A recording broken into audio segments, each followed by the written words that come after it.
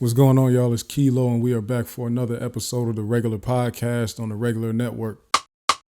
It's real.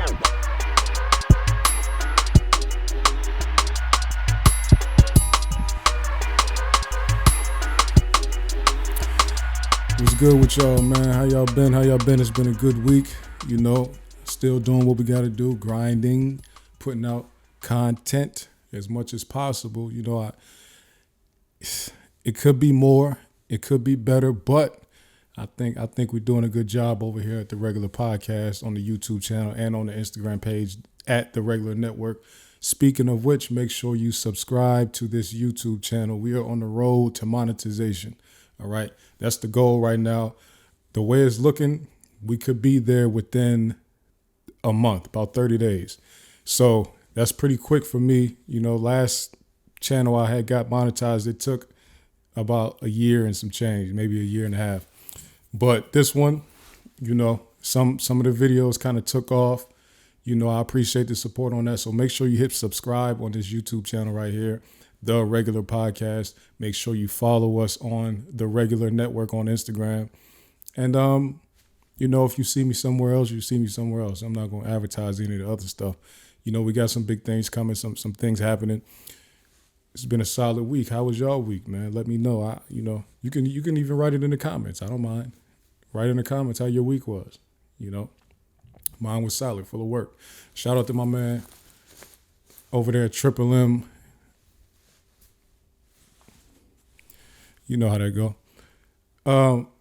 Just before we get started, you know, I want to discuss something real quick because people often ask me, because I do this podcast thing in my downtime, not downtime, but, you know, I make time for it, but it's not what I do professionally. Professionally, I work in the tech space as like a nerd developer, you know, software developer, whatever you want to call it, right? So people ask me because they know a little bit about my background and they're like, how did you get into tech? How did you get into this thing?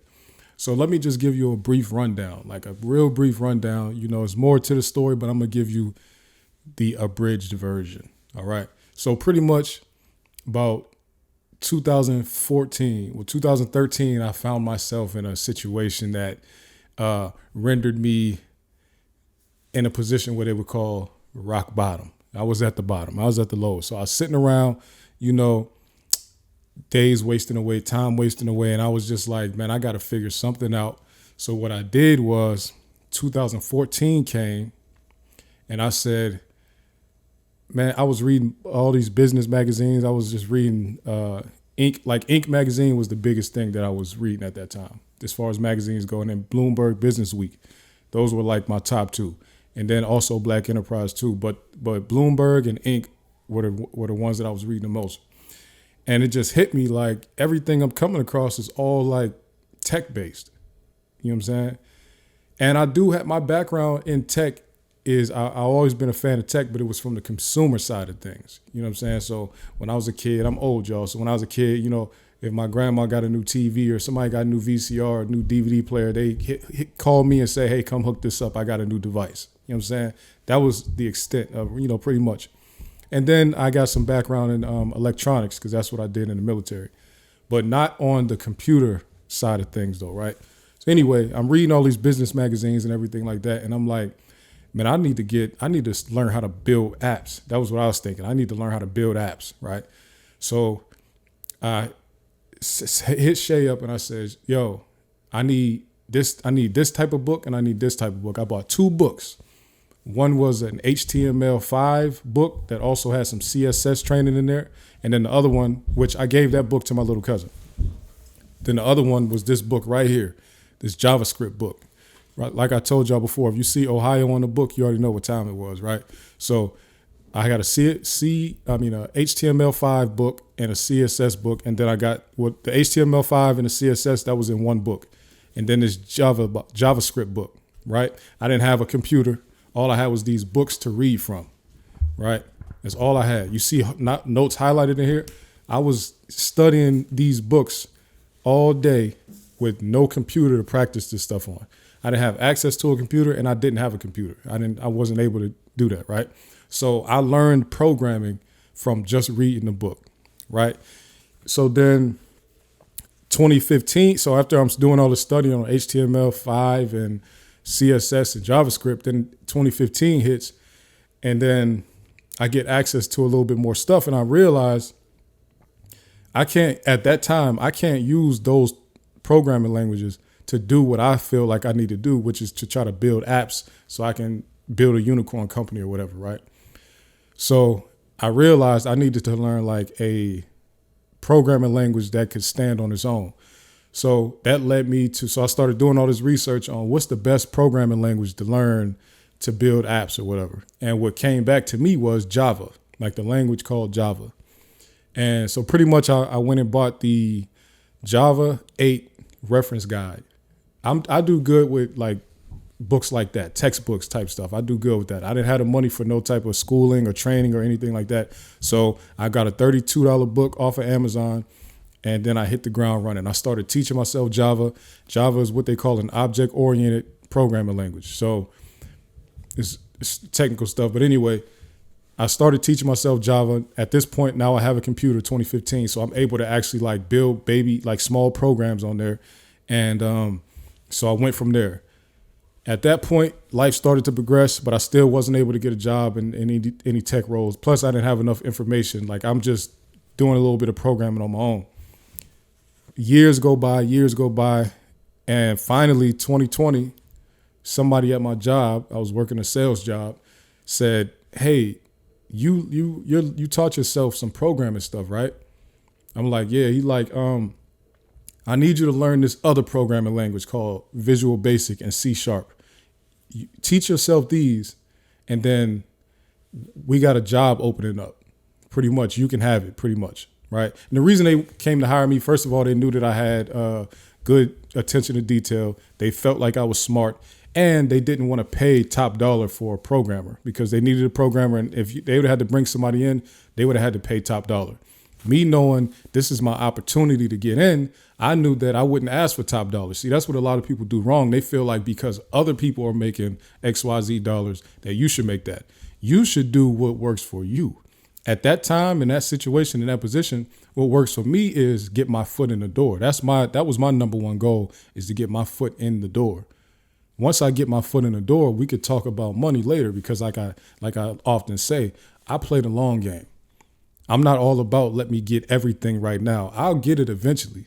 I know I'm gonna get it eventually because I'm that type of person.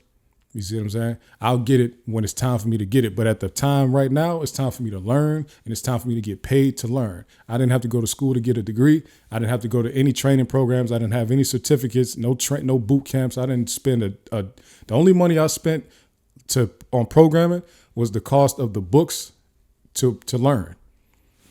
Books like this. This was probably a $12 book. Like I went and bought all these reference guides on these programming languages, and that's how I learned programming. Total in my whole tech time, I maybe spent $200 on training. Maybe. Since I started learning 10 years ago, right?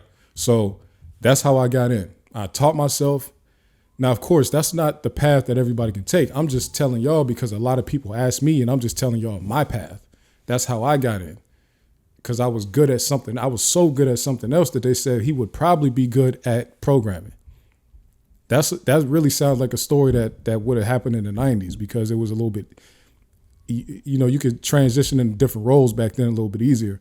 Now, when everybody has a degree, it's kind of hard to get in different fields, but I'm just telling y'all how it happened for me. They approached me and said, "Yo, how you want to handle this?" I knew that I couldn't ask for top. I knew that I was going to be getting paid probably half what somebody else was getting paid in that job. That I don't care about that though.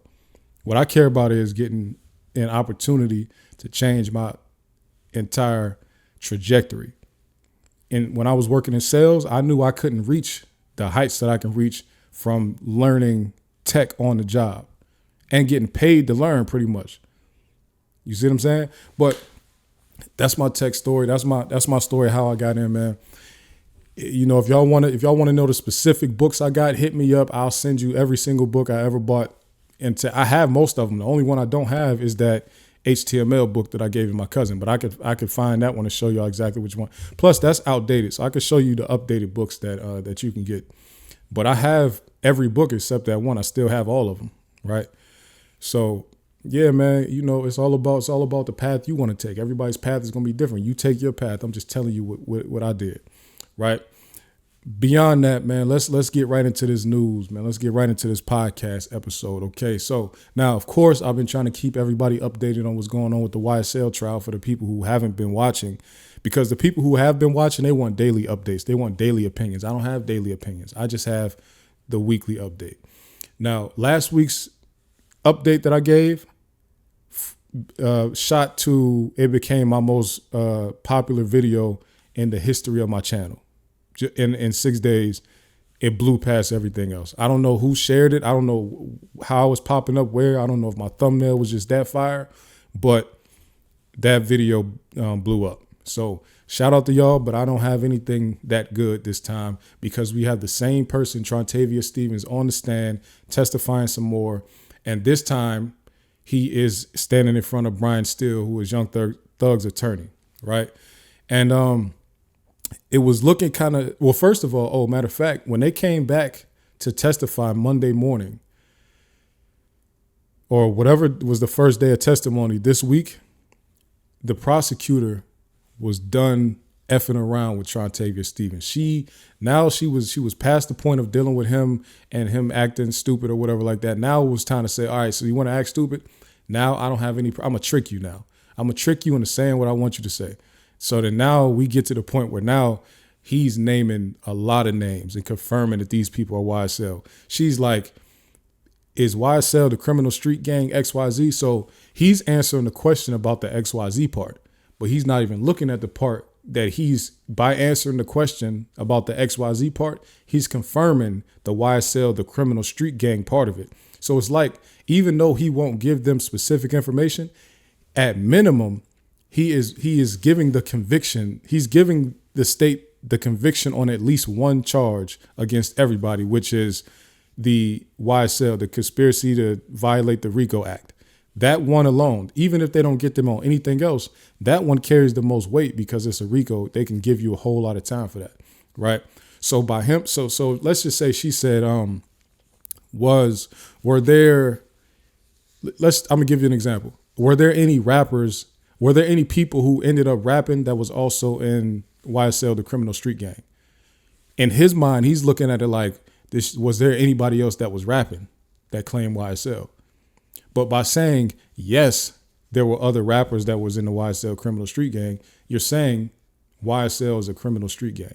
Now, I know some that might seem small to some, but it's really not, because that's the crux of this case. Is YSL a criminal street gang? That's the crux of it. Because if that's not true, if that part of it is not true, the rest of it is not a conspiracy. You understand? So she got him on that one. So, but the thing is, though, one thing that Trontavia Stevens has maintained his position on is that he does not have any information about any of the 6 defendants in this trial committing any crimes. He has not pointed out a single crime committed by anybody on trial right now. He has even went as far as to say that he has named other people that are not on trial, but named other people that committed crimes with him and around him, but he won't say any of these people that committed crimes. So it's getting more and more difficult for them to pin anything on Young Thug. And that's where we transition right over to talking about Brian Steele's cross-examination of this young gentleman, right? And I'm saying young, he's 30 years old, but of Trontavia Stevens, right? Brian Steele gets up there and pretty much unravels everything that the prosecutor did by essentially getting Trontavia Stevens to admit that Young Thug was never the one committing any of those crimes. And actually, they had a falling out because Trontavia Stevens got mad at Young Thug for rapping about things that Thug never did. He was rapping about things that Trontavious is the one that was actually doing. And his name is Slug or Tick or whatever. Tick got mad at Young Thug. Like, he's like, yo, why are you rapping my life? Pretty much. They fell out about that. So essentially, they're just making this case that Young Thug was affiliated with these people, but he was not actually the one in the streets and committing these crimes. Also, one of the major charges that's associated with this whole thing is a murder of a guy named Nut, right? A guy named Nut who was, I guess, from Atlanta, or he's from around here somewhere, right? They have a picture of Young Thug and Nut together, and Brian Steele showed it in court, and he pretty much established that they were actually close. So it's like to show the jury why would he have this man killed when Nut himself posted on Instagram that they was like brothers. That's what he called him, little brother. He said little bruh. He called him like his brother, like Young Thug. So they were pretty close. And then, so now you're trying to paint this narrative to the jury. So now once, so Brian Steele has already set the foundation that Nut and Thug were friends. At minimum, they was friends. Now, in the streets, we know, or in the streets, people know that friends kill friends all the time. Like, it happens. However, when it comes to evidence and proof, now that Brian Steele has established that Young Thug and Nut had a relationship, so much so to call each other brothers, it's on the state now to show motive here. Now, they like to talk about, well, Young Thug rented the car and his friends went and shot the person. But you still, so you're talking about so opportunity. So they have the opportunity to commit this murder because supposedly they were there, even though there's no proof that they were there. But so the rental car that was used in the shooting was seen by somebody, right? But now you have to show motive, though. What's the motive for Young Thug to have his friend killed? If the state can't put those two pieces together, then they won't have, I don't think they'll be able to convince the jury of that. They need I feel like they needed somebody like Trontavia Stevens to come up there and tell them that there was a falling out or something like that. They need somebody that's that close to say they fell out because of XYZ, and that's why it led to this beef. If they don't have anybody to come up there and make that connection, then it's dead. It's a dead issue, I think. I don't think Woody, who is what's my man's name? Kenneth Copeland. I don't think his testimony is going to be taken very seriously because there's way too much evidence of him lying multiple times in the past and telling on people so he can get himself out of trouble. So I think that, yes, he's going to go up there and probably say they fell out because of whatever. But I don't think that his testimony is going to hold a lot of weight. So Brian Steele got, and then they asked Trontavia Stevens just straight up, like, have you seen Jeffrey Williams commit a crime to further this gang? He's like, no. He's like, have you seen him commit any crime doing anything? He was like, no, I haven't. I haven't seen him commit no crimes. So like I said, some people are just like, damn, it's a lot of people dissing right now. They've been songs coming out dissing these guys, all type of stuff. But this dude has like stayed on his square to say these people haven't committed no crimes. It went so far as they've been bringing up other celebrities that have used the same hand signs as all of them. It's just getting out of hand. LeBron James, Serena Williams, like they just establishing that Thug is just an entertainer and he's doing what entertainers do, which is copy off of street stuff. But he's not really that person. Man, listen, there's no telling how long this man is going to be on the stand. This is week 2 of him being on the stand. We'll be entering week 3, and he hasn't even been questioned by any of the other defendants' lawyers. That's first. Secondly, he hasn't been questioned again by the prosecution. So this could go on for a very long time. If my direct examination of this witness takes 4 days, then after that, the defense takes 4 or 5 days to examine him or to cross-examine. Then I have to, as a prosecutor, I got to rebuttal all the stuff that the defense said. It could take me another 3 or 4 days to rebut everything that they said. So this could go like this testimony alone, because he's the star witness, could go on for a month. Honestly, one person for 1 month.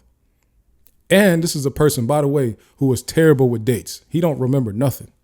He has a hard time remembering anything associated with time and date.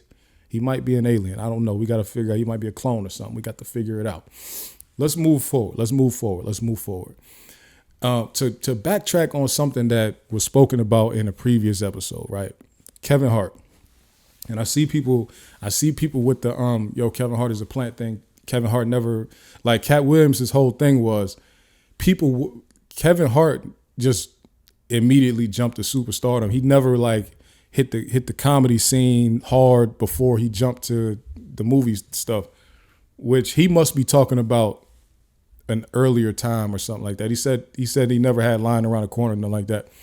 I know firsthand. Well, first of all, that's the Cat Williams thing. But I know about the inception of another comedy beef that was a big thing a few years ago. That's kind of, there's shots still being thrown right now in the middle of this Cat Williams thing. And that's between Mike Epps and Kevin Hart, right? I was there for the beginning of this one, right? When I say there, I was literally. So the way that thing started, right, is 2012, Virginia, 7 cities.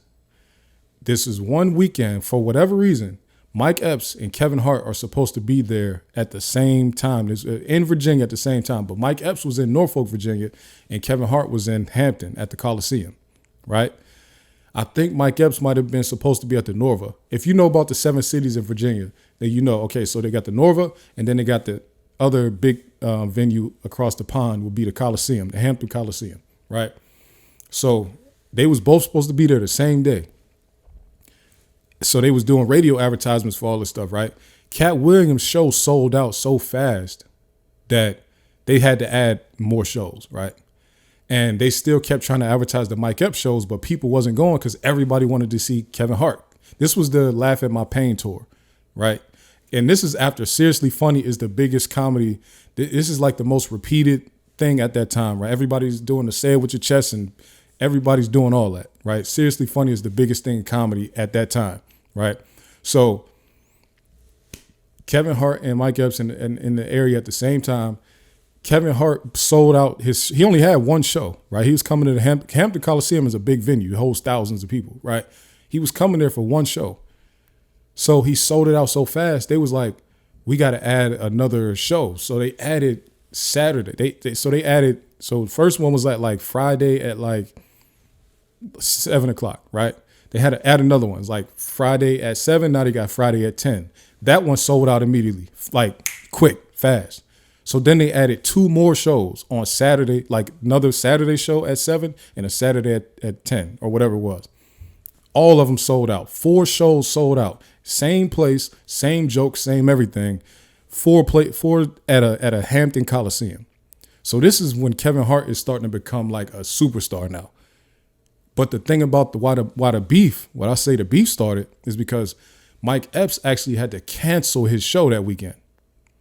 Nobody wanted to see him. Everybody was like, people try to act now like just nobody messed with Kevin Hart and all this is like people. Listen, they came. I was working at the Kevin Hart show because so in the military they got this thing called the USO.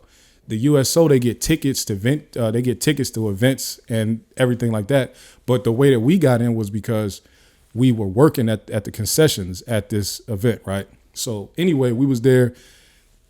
When we was done serving people and all that, we got to go sit in the audience and watch. Listen, they canceled Mike Epps' shows that weekend, or his show that weekend, because everybody was going crazy for Kevin Hart. They was dressing up like they was going to the Ali Frazier fight for this Kevin Hart show. I'm telling you, it was. I never seen nothing like it.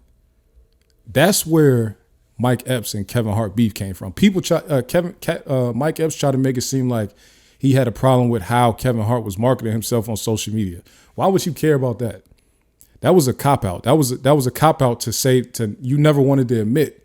And I love Mike Epps. He's one of my favorite comedians ever. But he never wanted to admit that he got outsold that weekend.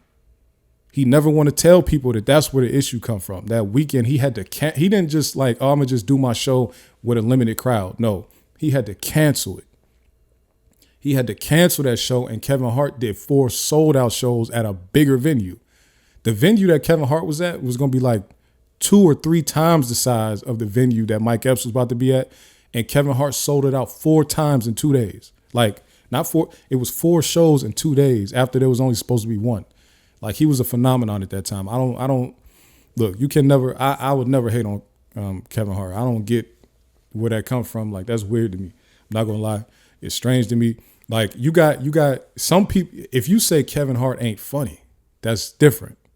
Like, okay, everybody got their opinion, but you can't knock the man's work, though. That's how I feel. I love Cat Williams. I love Kevin Hart. Love Mike Epps. I'm a fan of all these dudes. I wish they'd stop the beefing. Now, right on over to another Kevin Hart project would be the movie Lift. I just watched it, and I felt like it would be good to do a quick review on it. And I want to hopefully I don't like spoiler alert. So if you are going to watch this movie, go ahead and skip forward. I got another movie review coming right after this, but so you probably want to skip both of them, right? Because they just came out. So the movie Lift. The reason I wanted to watch Lift so bad is because like I love heist movies. I love heist TV shows, like all that. I'm just a big fan of them. I grew up, I was kind of obsessed with the Ocean's movies, Ocean's 11, Ocean's 12, all that. I even watched Ocean's 8 with Rihanna. I just love those type of movies, like Den of Thieves, Aces, Smoking Aces. I love all of the heist movies. You know what I'm saying? I don't care what they taking. If they got if there's an elaborate scheme to steal something, sign me up. I want to see it. I watched Lupin on Netflix. Great show. Shout out to Omar Sy, who's also in the Book of Clarence. They just came out yesterday. Listen, love heist movies. So I'm like, yo, Kevin Hart got a heist movie. I'm for sure going to watch it. You know, he got the whole multicultural cast thing going on, which is cool. He had to check all the boxes. So Kevin Hart is doing the business thing, also trying to do the content creation thing. So I get it. That's cool. All right, so we got this, just like Oceans, though. Oceans did the multicultural thing. But so I'm watching the movie. Like, I do kind of feel like one of the advertisements that first let me say this first. Shout out to the growth from Soul Plane to this, because they had a scene in this movie Lift where they just did a tour, pretty much a tour of the airplane.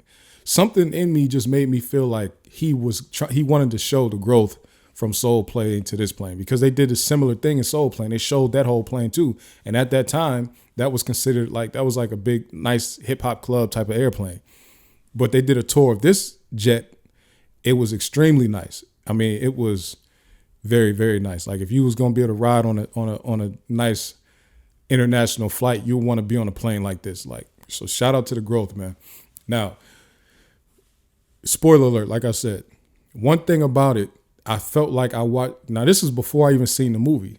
I felt like they kind of gave away a major thing. I've paid attention to everything. So I'm on Instagram and I see Kevin Hart and they doing one of the promo things, right? And it's him and his castmates sitting there playing some type of game where they're trying to like make Kevin Hart break character and laugh, or break his silence, or break his seriousness, right?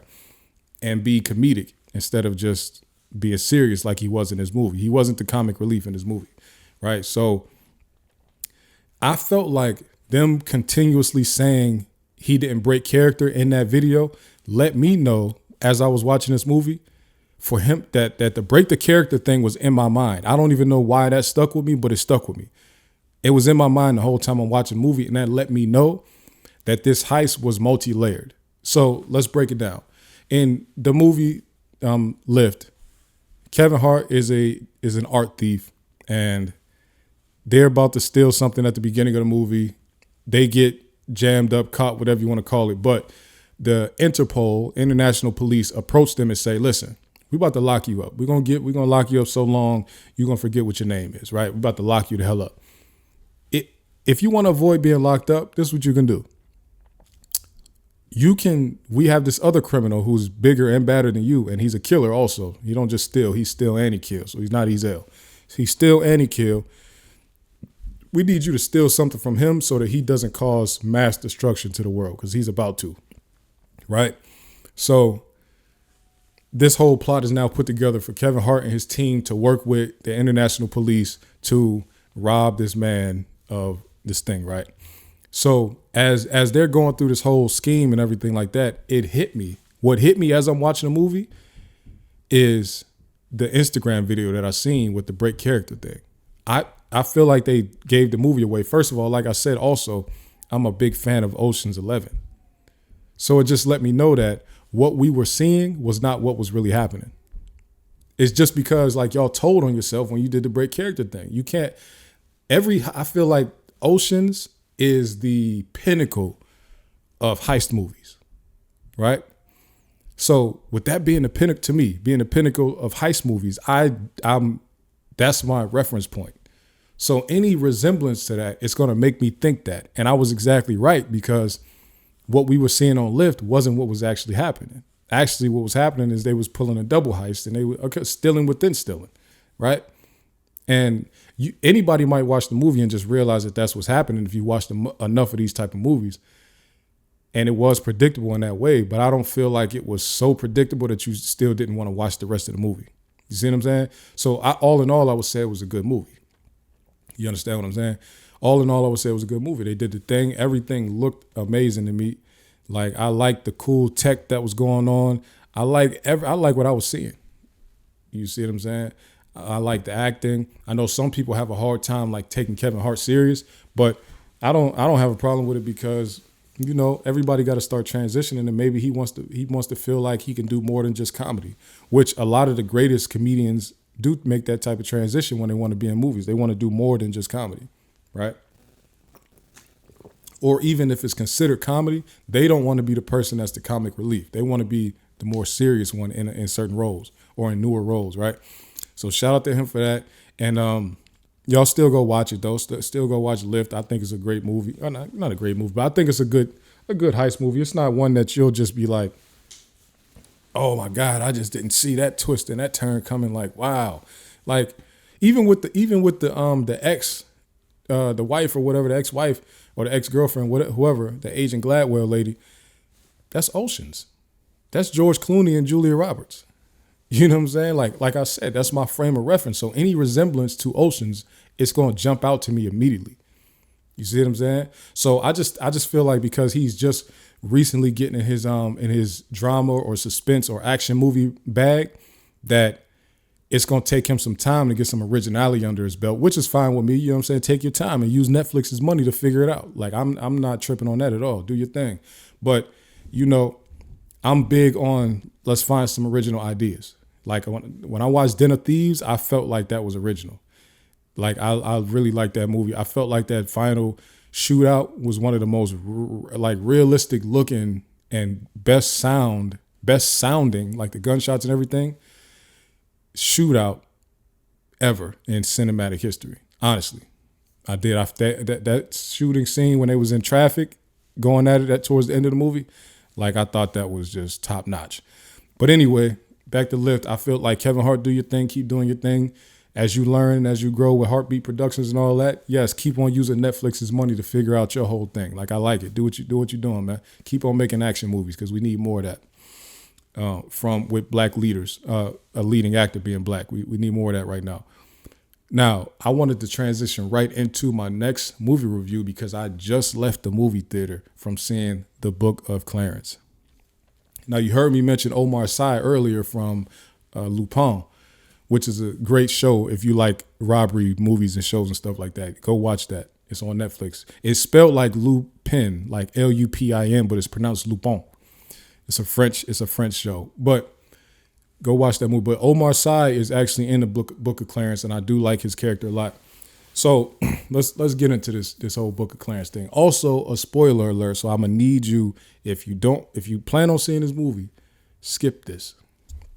Now, the reason I was so like eager to go see this movie because I loved Harder They Fall so much, and I felt like, James Samuels is doing, like, that was his first movie, but if that was your first movie, it was The Harder They Fall, and it was that good, I'm going to see everything you make because, like, I like his vision. I like the vision that he has when it comes to cinematography and just the idea, like the stuff he's willing to do, right?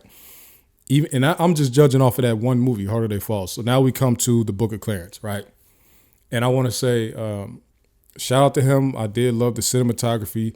I love the wardrobe design, costume design, whatever you want to call it. I love the setting. He said that they shot it in like one of the world's most anciently inhabited cities in the world. So that was pretty cool. It was good to see because, it wasn't like they didn't have to use a bunch of CGI and green screen for the background. I hope he wasn't lying on the Breakfast Club when he said that they was at this city. Either way, if they really weren't there, it looked good though.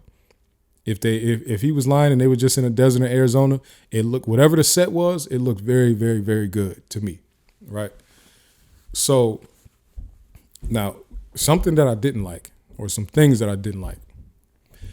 There was some weird graphics in this movie. I did not like it. I didn't even think it was necessary. This is a movie set in quote unquote biblical times. So you don't need like some of these graphics, right? Let me give you an example. When Clarence would have an idea a literal light bulb would show up above his head, like a cartoon. Like a light bulb would show up above this man's head in a movie about biblical times. A light bulb would show up on top of this man's head when he had an idea. Okay. It was so unnecessary. I feel like Lakeith Stanfield is a good enough actor. He can portray, oh, I just got an idea. He can portray that on his face without having to use words and without having to use weirdo CGI light bulbs above his head. That was odd. I don't know what you were smoking. I don't know what shrooms you did that day before you decided on that one, but that was weird.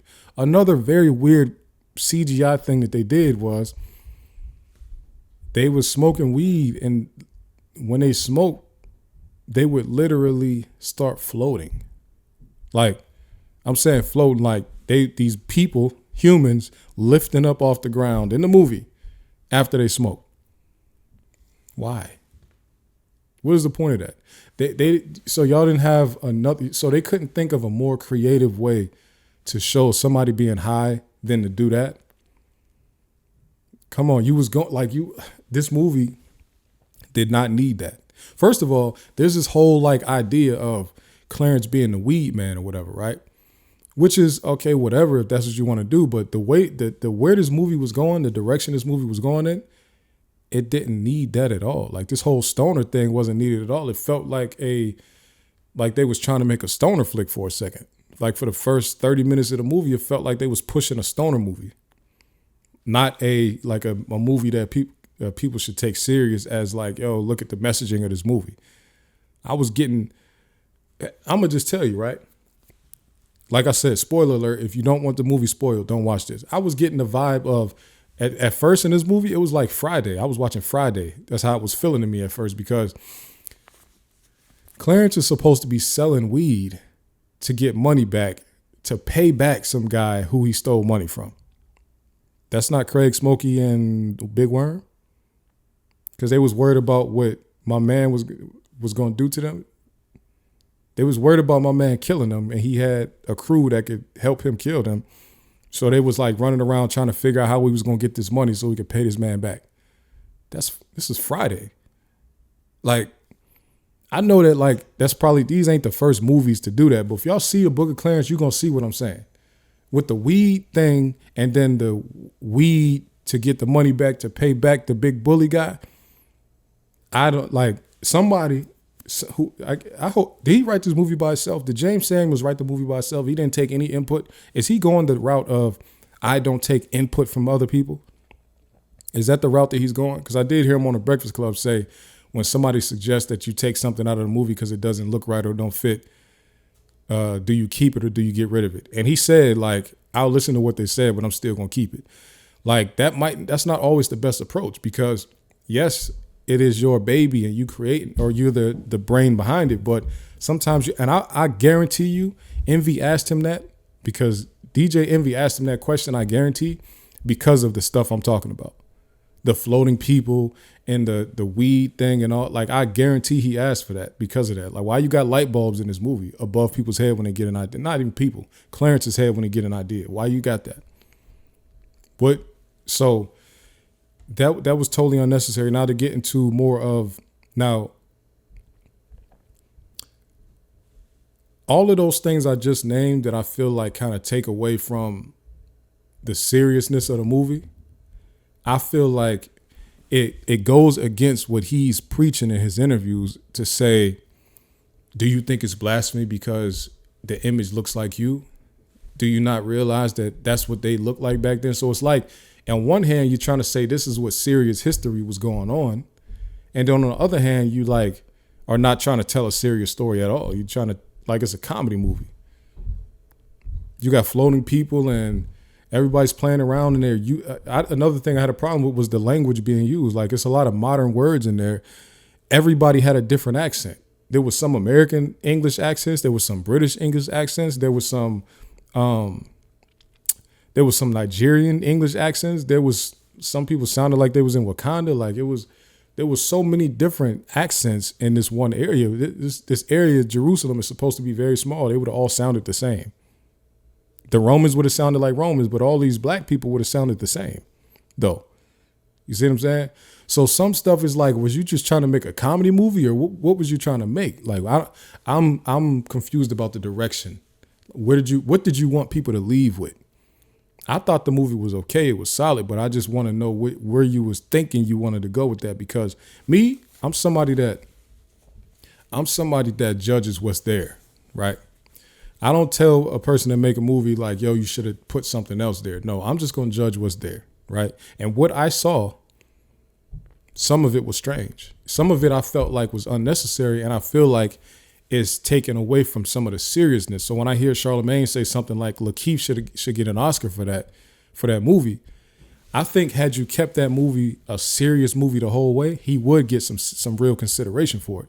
But because they decided to do all this comedy stuff and use all these graphics that are weird and not really tell a story of a person who is either betraying Jesus or whatever like that, not really telling that story or focusing on that story and focusing more on these like playful little details around that story, I feel like you kind of took him out of Oscar contention when you did that. You know what I'm saying? This is going to be one of the movies that's kind of forgotten over time, because we finally get a Black Jesus on screen besides the show Black Jesus, which is also a comedy. But instead of just getting a serious Black Jesus on screen, you got a stoner movie, like with some good actors in it. That's pretty much what you got. So I think oh man, I don't know how this made it past QA. Honestly, I don't know how this made it. I'm assuming it made it past QA because James Samuels is the one securing the investment to make the movie. He's writing the movie, directing the movie, scoring it, doing the film, the music in it. So he's not taking input from anybody. That's how it's getting past so many different checks. Like, I think people are undermining it. Let's just say you believe in Jesus. I think people are undermining the whole concept of Black Jesus, when every time you do a quote unquote Black Jesus, it's a comedy situation. It's never a serious Black Jesus, right? So if you running around, and not to say you can't laugh sometimes, I'm just saying that when they do white Jesus, they don't play with white Jesus. The people who believe in that, they don't play with white Jesus. They keep it serious. They like, no, this is going to be a tearjerker. This is going to make you feel something. This is going to make it like, yo, I wish I could get a miracle about it. When you see this movie, you like, okay, there's no connection to it at all. There's no emotional connection to it at all in any way. You're not going to look at this movie and feel any ounce of seriousness when you see it. You know what I'm saying? There's people laughing throughout and if you go in the theater, you're going to laugh throughout this whole movie until maybe the very end. But the rest of it, so when they find, so all this time is like Black people saying, yeah, Jesus is really Black. Look, the bronze skin or the bronze feet, the woolly hair, all this. But then every time y'all depict him for real, like in a movie or a show, it's a funny going on. That's cool, man. Make the movies you want to make. I'm just giving my input on it, man. I'm just giving my input on it. I do like one specific concept though. The idea that what if Jesus was never the one that got threw up on the cross? What if that wasn't Jesus that happened to? What if that was somebody imitating the Messiah or the Christ or mimicking Jesus? What if that was that? You know what I'm saying? It's a good question. But like I said, I think that with all the comedy elements of this movie, I don't think we ever gonna get those type of debates or those conversations around the movie, because people are gonna be too focused on the stuff I'm naming right now. That's all I got for that, man. Let me go ahead and move on. By the way, James Samuels, I'm still rocking with you. I haven't had a favorite director in a long time since John Singleton died. But I do think that as far as directors go, James Samuels right now is my favorite director moving, like my favorite new director, I'll say. He's my favorite new director right now because I like what he's putting on the screen. And shout out to you for that cast, man. I love to see the cast. He is merging. He's doing a good job merging the Black American actors with the British Black actors, with the African actors, like he's doing with the Caribbean actors, doing a great job. You know, we got my man, I don't know his real name, but Lamar from BMF is in there. Of course, you got Lakeith. You got some actors that was in You got the actors that were in The Harder They Fall, like my man that plays the baby dad on rap shit. I can't think of his name, but you got him. You know, you got Omar Sy, like I just named. You had Alfred Woodard popped up in the movie, man. You know, there's a lot of good, like, recognizable actors for me anyway. So shout out to them. They got good younger actors, good older actors. There was just the cast was great. I love the cast. All the acting, like what they were tasked with doing, they all did properly. You know what I'm saying? My issue was more on the tasks. Why were they told to do this stuff? You know what I'm saying? But, you know, shout out to them, man. Shout out to them. I feel like I look fat sitting up here like this. Shout out to them, man. So let's talk about another form of black art, right? Talk about another form of black art. And that's with music, right? So one thing that I feel when it comes to the creation of genres and young people, I always feel like music is taken to different places from young people. It's rarely moved and maneuvered and manipulated from older people. Older people, we get stuck in our ways. We just like what we like. We do what we like, and we stick to that, right? The younger people come in and they see what the older people do, and they say, that's fine. That was cool for y'all, but we doing this. Like, we're doing this other thing. And for many years, as young black people did that and created many, many different genres of music, like we created all of them. As Black Americans, we created all the genres of music, right? Except for like reggae and Afro beats. We didn't do that. That came from other countries. All the American genres, we created them, right? So for many years, when all these genres will be created, even if it was a slight difference between the predecessor, everybody would recognize it as a new thing. That's something different, and we're going to call it we're going to call it something else, right? And not to say it happened immediately, but at some point they started to say, okay, that's different. That's something separate. Like I watched the Isley Brothers interview, and Ron Isley said, because they were calling him like, yo, y'all like the Godfathers of R&B or whatever. He was like, when we first came out, they didn't call it R&B. We were rock art. They called us rock at that time. Like when Shout and all that early stuff came out, they considered us rock and roll. And that's how it goes. But shortly after, that stuff started to be considered R&B, right? So it's like up-tempo blues, pretty much. So I think that's where we are missing out on a lot when it comes to modern music, modern black music, I'll say, and modern music, period, because the entire American music industry is not having any new genres be created. And the reason is because black kids are not being able to create new genres. And it's not that black kids are not actually creating new forms of music. It's because the older people, like my age and up, are not recognizing that that's a new form of music.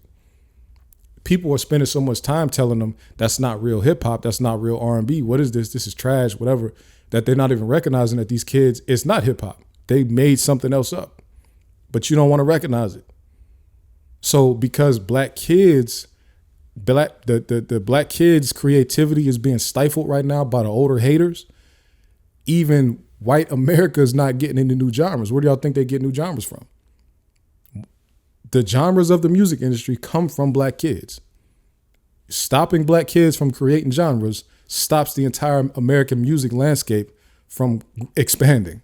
Do y'all not realize that? So when you listen to somebody like Rod Wave, and when you go to streaming platform and you see him in the hip hop section, somebody should say, why is this in the hip hop section? Like, him and all the other kids that do music like that deserve a separate genre. This is not hip hop. This is something new. This is something fresh. This is something different. It's not to say Rod Wave is the first dude to sing. That's not what that means, because they're singing in every genre.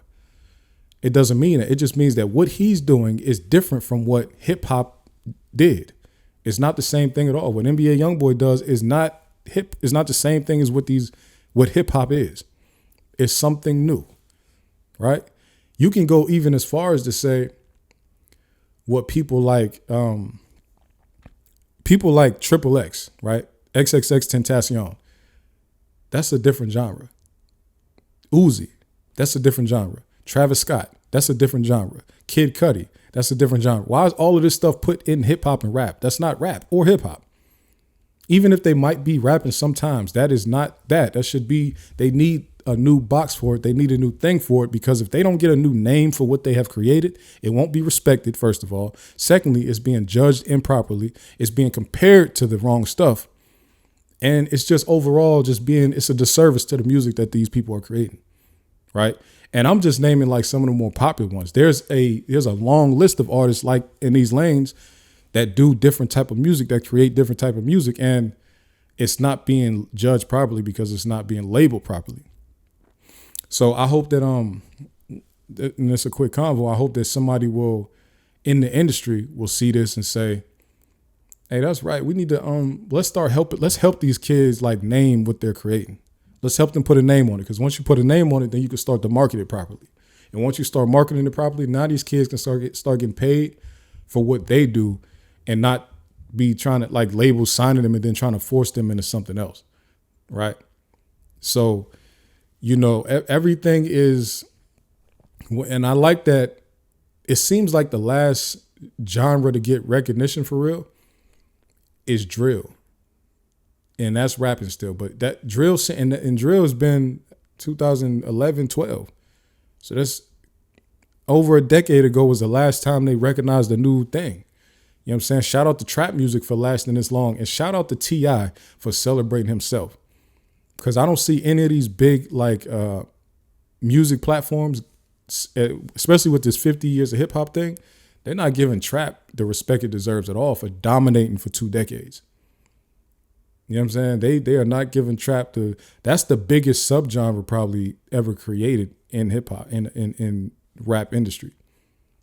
There's no other subgenre that comes even close to as big as trap, right? Well, not even close, because drill is huge too.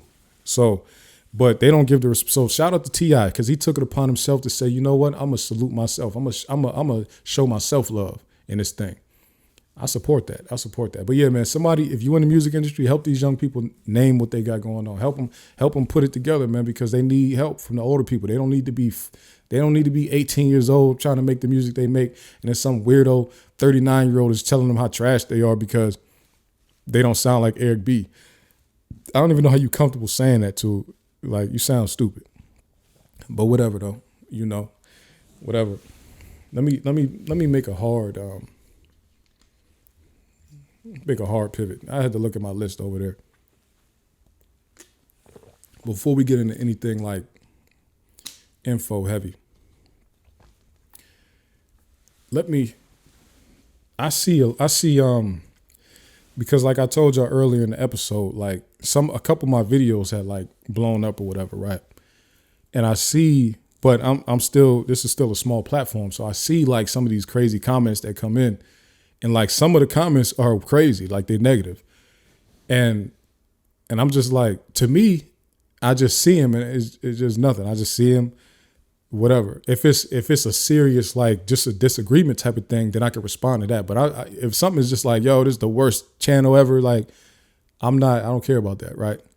But I see a lot of people, and I see people, especially at bigger platforms, at much bigger platforms, and I'm like,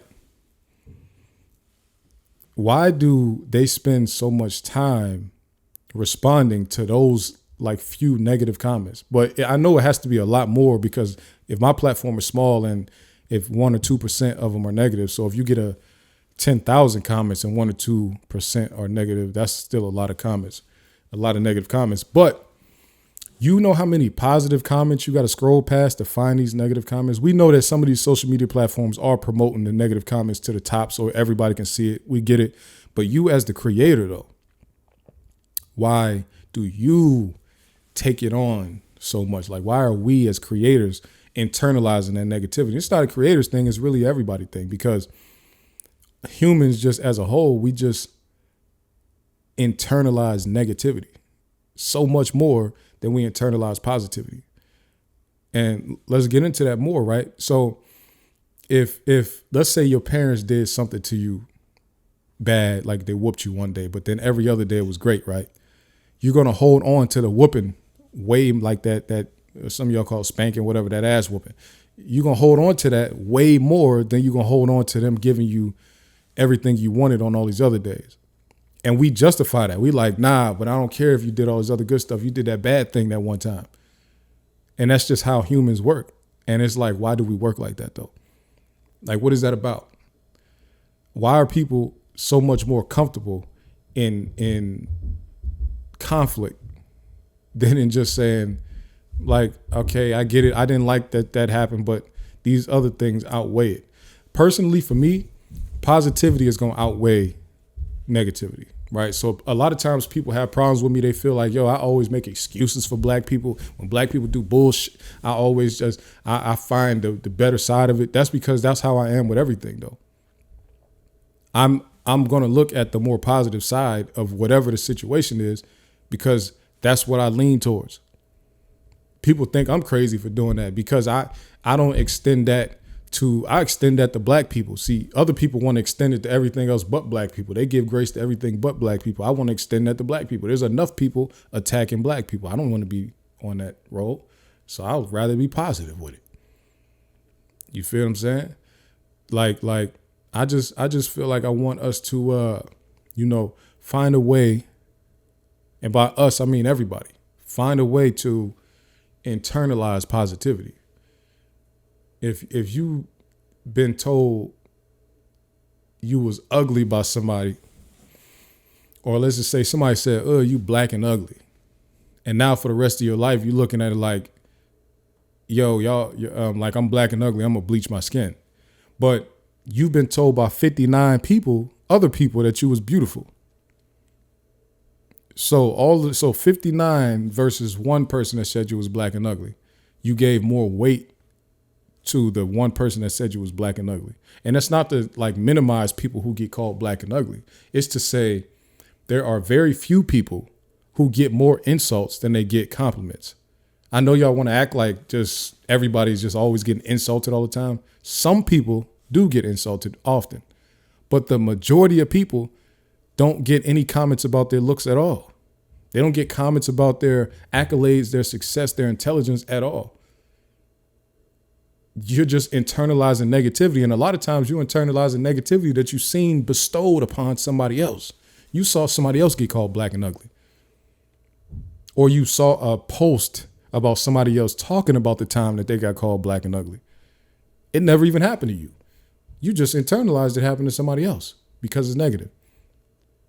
And and for whatever reason, we just thrive in that atmosphere. Right? I just want us to stop doing it though. I seen a post going viral a few days ago on Twitter, and it was talking about how, hey, let's not act like women aren't getting these surgeries because the men that they want bodies like this. And I'm just like, so how you feel about yourself is so low that a man that you've never met before wanted something, even though he never told you what he wanted. You're just guessing because he had a girlfriend that looked like that. But let's just say a man that you never met wants something. You're willing to mutilate your body because you think that what you look like now is not sufficient for a person you never even met. Make it make sense. It doesn't make sense at all. It would never will. Like we gotta find a better way, man. We gotta find a better way to channel some positive thoughts about ourselves to ourselves. This thing ain't got nothing to do with nobody else.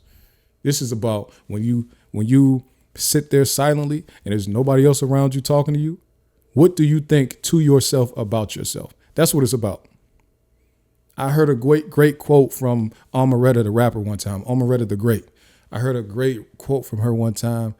She said something great. She said, people used to call me ugly when I was a kid, and I used to just look in the mirror trying to figure out what they was seeing because I think I'm bad. That's what I feel we should be doing. Like, she was like, I just don't know what they looking at. I just don't see it. I think I look great. And guess what? When she got older, all she does, she's an adult now. Now all she do is get compliments about how cute she looked. And it's not to say that those compliments mean anything. She said when she used to go home, she would look in the mirror and try to see what they saw. And she just couldn't. That's how strong her self-esteem was. That's what we need. And not that, like, everybody's different. Of course, I can't tell you to be as strong as the next person or as weak as the next person, whatever. But I'm just saying that at least attempt to get yourself there. I thought that was the flyest thing any rapper, a message that a rapper could have put out there. I thought that was the flyest thing. Yo, they was telling me I was ugly. I was going home in the mirror trying to see it. I just couldn't see it. I think I'm bad. That's the best messaging that could have went out there to young girls if y'all want to pay attention, because everybody always act like, oh, the rappers always only put out these negative sex images and all that. Why y'all don't talk about when Amaretta said that though? Because that's a great quote for your daughters to look at and learn from. But y'all don't want to talk about that though. I don't want to talk about that. See, like I said, I see it all. The stuff that stick with me is the good stuff. You understand what I'm saying? That's just me. That's just how my personality is. I can't help it. You understand? And look, when you get to that point of starting to talk good about yourself and feel good about yourself, trust me, the devil is coming. I'm not religious, but the people are going to try to tell you stuff about yourself to try to beat you back down. Trust me. Because the way I am now, I've been like this since I was a little kid. You understand what I'm saying? I've been like this. People do not like when you just have like an unnatural allegiance to yourself.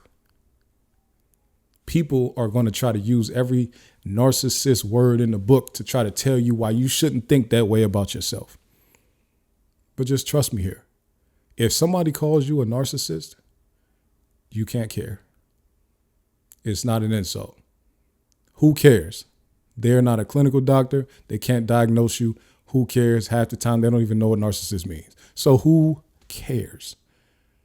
I guarantee you one thing. It's better to speak positively about yourself than it is to speak negatively about yourself. I guarantee you that much. Okay? Let's get off of this, man. Hey, let's get off of that, man. Have y'all heard of a man named Edward Bernays? And I'm going somewhere with this, so just follow me. I'm going somewhere with this. Have you heard of a man named Edward Bernays? Edward Bernays is considered the father of public relations globally, but he started it in America. He was born in Germany, but he came to America when he was 1 year old, when he was a 1 year old baby. Listen, or 1 or 2 years old, right? Listen, he's considered the father of public relations.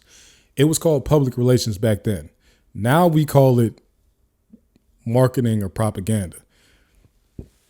He's the father of that. What we now recognize as social engineering, it comes from him. Direct, like the line is straight from this man, Edward Bernays.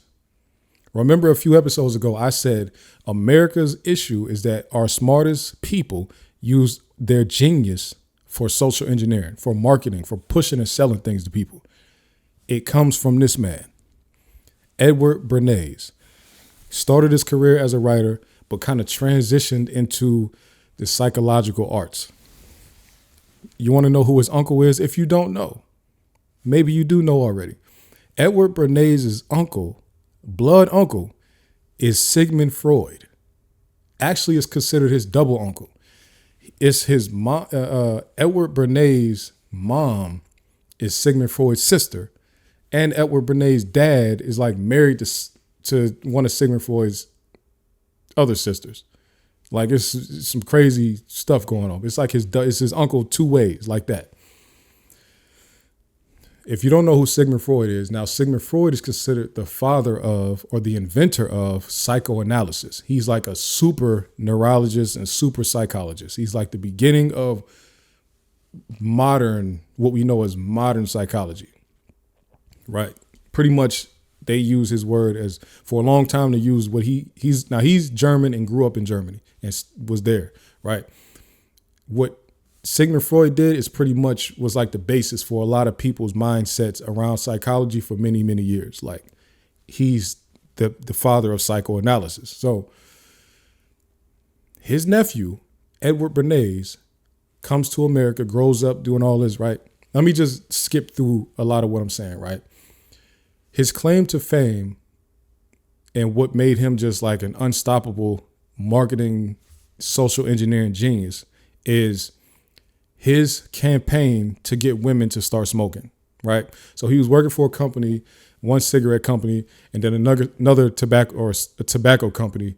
He was working for one tobacco company, another one poached him and took him. The American Tobacco Company took him from his former employer, right? And they tasked him with, yo, we need you to get women to smoke our cigarettes. Our cigarettes are called Lucky Strike. We need you to get women to smoke our cigarettes, right? So Edward Bernays gets in his, whatever, I don't know what type of bag he was in, but he figured it out. So he figured out a way, you know what? I'm going to get women to smoke cigarettes by attaching cigarette smoking to the feminist movement. So now women will see cigarette use as a sign of freedom and like taking our power back. And so it worked pretty much. I'm giving a long story short, but it worked. Then he said like, yeah, but women are okay smoking now, but now they won't buy Lucky Strike specifically because it has green packaging and women don't associate green with women. So like green is like a man color at that time, probably because of the military, but green is considered a man color at that time. So women won't buy this brand of cigarette. So he was tasked with, yo, fix this. He was tasked with fixing that. So then he came up with this thing called the Green Ball. The Green Ball was just like a big party where there was going to be like the Met Gala, but of the 1920s or 1930s, whatever. Pretty much we was going to theme this thing green, and we were going to get all the most prominent women around the country, and they were going to come to this thing and wear green. We were going to get all the good fashion designers to design them dresses and all that type of stuff. So we did that. And from there, once all these companies started to make green clothing to promote this Green Ball thing for women, now all of a sudden he like changed the zeitgeist of women around the color green. And now they seen green as this can be a feminine color too. And because we think green can be a feminine color, now we'll buy Lucky Strike cigarettes. I mean, this nigga was crazy. You see what I'm saying? He was a genius social engineer. Like we talking about, like nowadays we can like draw direct lines to stuff like that because we have many years of the people who did it before us. We could see how marketing works and stuff like that. But when he was doing it in the 1920s, in the 30s, it didn't exist before that. That wasn't how things were marketed. You see what I'm saying? He put together a green ball to trick women into thinking green can be a woman's color just so they would buy a cigarette. Think about the type of brain that has to come from somebody that's playing like that, right? Now, the reason I wanted to talk about Edward Bernays is because Edward Bernays did not only work in the private public business sector, he also worked in the government sector.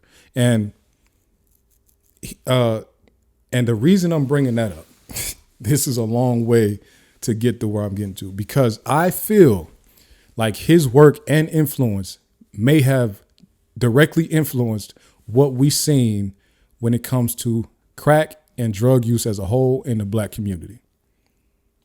Let me draw a line, right? And of course, now a lot of times you might see me get into my facts. This one is theory. This is a theory I have right here, right? Because to me, when I look at how crack use hit the community, it feels very social engineering. It feels like somebody with a brain like that has to be responsible for this. If it's not him that's responsible for it, it's somebody that learned from him. That's responsible. And also he has a history of working with the CIA. Edward Bernays has worked with the CIA before. So either it was him or it was somebody that came up from under him. Okay. Let me say this also.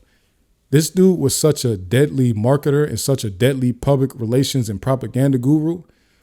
When the companies would hire him, they didn't want the public to know that they had hired him, because then they would know our mind is being played with, like something is going on. That's how deadly he was with what he was doing.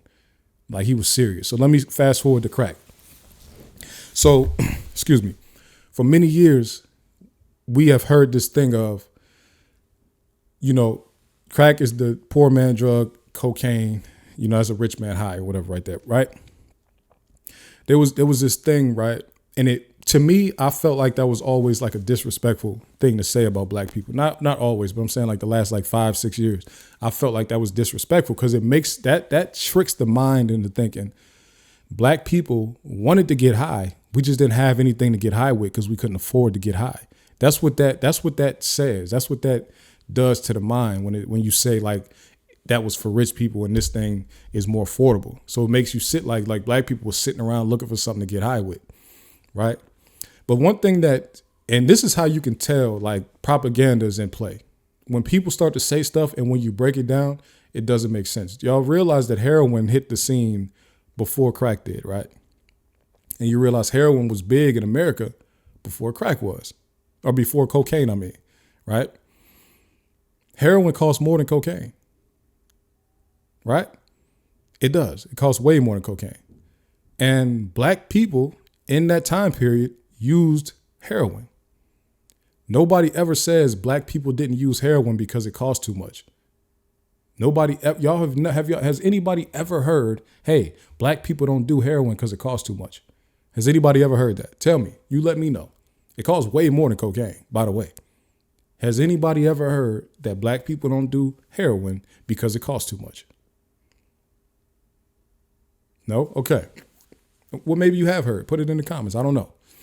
So if heroin costs more than cocaine and black people were doing heroin, which we see plenty of documentaries about, and especially the guys who came back from Vietnam, I mean, they was having to cope with some of the stuff they had seen. So a lot of them got involved with heroin. A lot of musicians, and not just famous musicians, a lot of people of the night world, gamblers and all that, heroin was prevalent in the communities, right?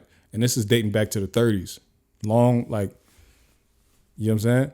So if black people didn't have a problem accessing and using or doing whatever with heroin, how all of a sudden does the 70s and 80s get here and now black people all of a sudden can't afford cocaine? Where did that come from? Okay, to me, where it came from was a social engineer. Somebody knew, hey, I think they did the studies, but I don't think heroin use was ever big, like in the black community, because a lot of black people as a whole, we just don't do stuff like that, right? Because needles, just overall, we just ain't gonna play with needles like that too much. I think they also recognized the same thing when it came to cocaine. We don't play with our nose like that too much. You're gonna get some black people that do cocaine, but for the most part, we are not a big snorting type of people. We're not big on needles. That's not us. That's more the white thing. That's more the Hispanic thing. That's more of the Native American thing. That's just not our thing. And I think that somebody, a social engineer, psychologist, somebody came to the table and said, hey, the best way, if we want black people to do this, we need to make it smokable. We need to figure out a smokable way to get them to do this. I think some engineers got together behind the scenes and figured out, okay, now we got this, we done cooked this thing up. Now we're gonna drop it off in different pockets of the country and we're gonna see how it go. We're gonna put it in some major markets and we're gonna see how it go. And when we drop it off, tell them how to make their own version of it. Tell them how to make it so that, because we don't want to keep on having to come here to drop this off. Tell them how to make their own version of it. And then we get the ball rolling from there. And that's why a lot of arguments happen around different old heads where who had crack first. Y'all don't realize that? Just think about this. Who had crack first? They like people in New York, like, I was over here at this time. People in Oakland, like, nah, I was here at this time. People in LA, like that. People in Detroit, like, nah, they had it back then. All of these, the reason that all these people are arguing about the time in the year, was it 80? Was it 79? Was it 82? Was it this? Who got it first? Where did it come from and all that? Nobody knows where it came from because it came from some operative somewhere. We all agree on that, right? What we don't agree on is the overall mindset of how they got black people to do it. They made cocaine smokable because they know this is how we're going to market this to black people. By the time they realize, okay, we got this thing smokable, now we can put these little operatives in all these different communities, and now we're going to push it. Now we're going to push it because literally when you watch Snowfall, you see, now Snowfall is not like proof of what I'm saying right now, but it's like an Easter egg though, because when you had somebody like, when you had Franklin first come up to Jerome talking about, yeah, I got this cocaine, we could do XYZ with it. But Jerome is like, nah, that's the devil right there. You don't want to mess with that, young nigga. I don't want to mess with it. Like, as a matter of fact, get it away from here. Get it out of here. You about to destroy everything if you mess with that. That was like first season, I think. He told Franklin, get the hell on with that.